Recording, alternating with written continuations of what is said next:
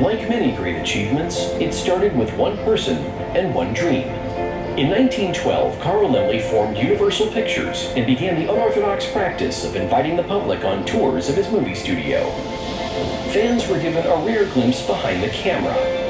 But as the silent film era ended, our story began.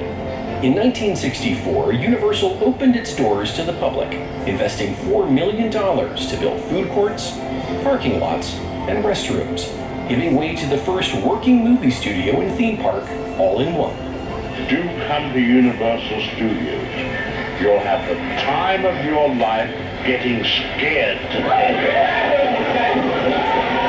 Tours were all aboard one-of-a-kind glamour trams that threaded their way through what would soon be called the Backlot.